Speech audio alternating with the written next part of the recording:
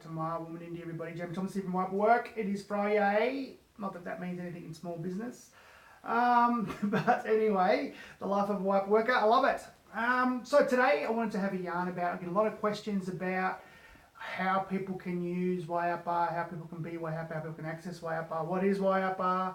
Wayapa work is an earth connection practice developed by myself and co-designed with my partner Sarah Jones, which is a modality that focuses on earth connection. So one of the things that I, as an Aboriginal Australian person here, was wanting to honour my ancestors and honour my ancestors' knowledge of awareness around seasons and cycles, awareness about how the environment is out there doing things that benefit us, and having a look at how we as humans aren't being aware of those signs and those cycles anymore, and we're working against that. So, I think that there are a lot of benefits of Wayapa.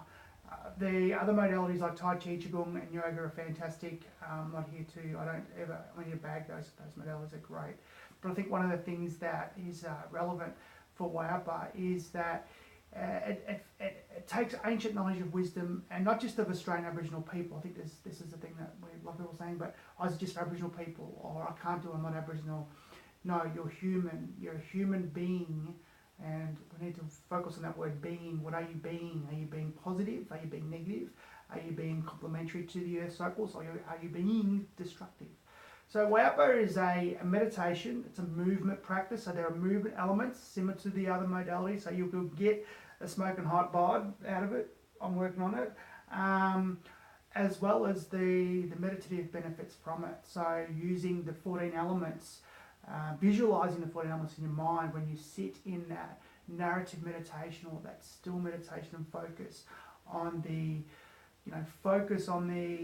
elements really helped you connect into the elements. So connectivity to the elements and to the roles of what they're doing and how they're being is about then wanting to connect to looking after them or being in tune with them. So it's about looking at our connection to Mother Earth. Our Wayapa logo is a very good representation of, as humans, we literally come from the earth, because the earth provides everything. And when I say earth, it's not just soil, it's the water, it's the air, even though technically the sun and the moon aren't in our spatial earthly realms, they are affecting the earth. So Wayapa is about the benefits that we are getting as humans.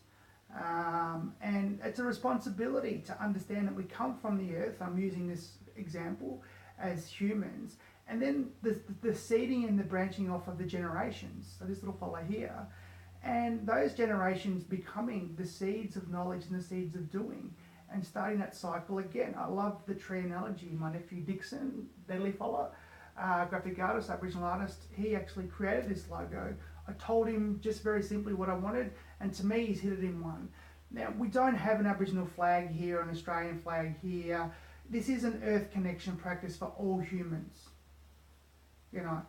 We teach it from environmental first. So it's about being aware of your environment, but understanding the environmental elements are all connecting us.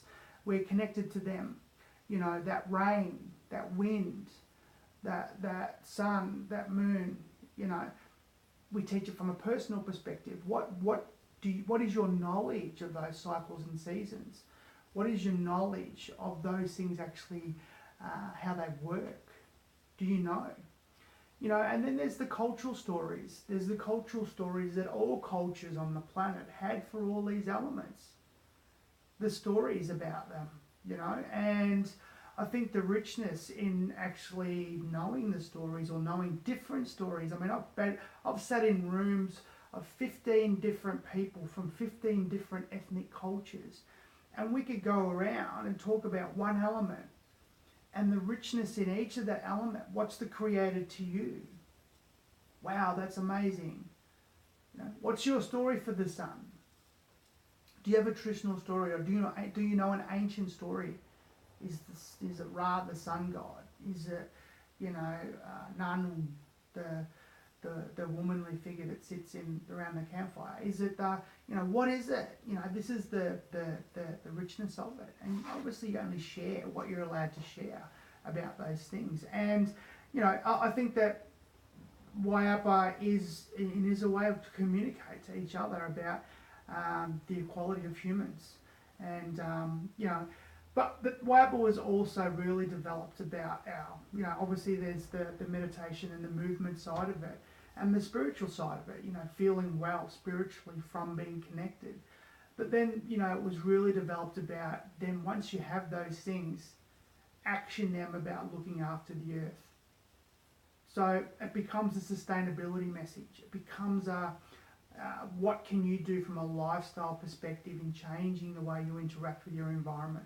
You know, I always talk about Aboriginal Australians because, you know, because I am an Aboriginal Australian from this country, and that, you know, we were one of the oldest continuing cultures on the planet because we lived in harmony with our environment. Now, other cultures did that as well. Other cultures, you go back 100,000 years ago, and all cultures on this planet lived in harmony with nature. You go back 30,000 years ago, all cultures on this planet lived in harmony with their environment, you know, and so forth. But you get to a point in time where cultures broke away from their relationship with the earth and started to work against it and started to work disrespectfully with it. So Waiapa is about asking yourself, what can you do every day to be aware that our energy, our actions are having an impact? My ancestors 500 years ago had an impact on the environment, but it was one in working in partnership and in collaboration with it because of the awareness. So what can we do today in a modern way? You know, can we save and get solar panels? I saw that state government wanting solar panels on everyone's house. Can we go off the grid? Can we collect rainwater? I know that there are some parts of the world and some parts of, you know, I'm not even sure Australia, but, you know, governments are saying, no, we're going to charge you for that. We're going to charge you for putting that dam in. You can't collect that water, it's ours. That's ludicrous. I'm dead against that. And I'm about lobbying for change and saying to our politicians, that's ridiculous. You know, we should be allowed to be self-sustainable. We should be allowed to grow our own veggies. We shouldn't have to be plugged into, you know, the system if we don't want to. And so Waiapa is about getting you to actively think as an environmentalist, as someone living sustainably, to connect to it. So if you're using Waiapa every day with meditation, with the movement practice, and then going, right, well, how can I be Waiapa now? I'm going to walk to work, or I'm going to take bags to the shopping centre and say to the shopping centre manager, get rid of your green bags. No, we're not. Well, I'm not shopping here anymore. You have the power and the choice. You have the full presence to change. I love listening to old sayings, you know, Mahatma Gandhi, be the change that you want to see in the world. You want a better place, you start living in a better way.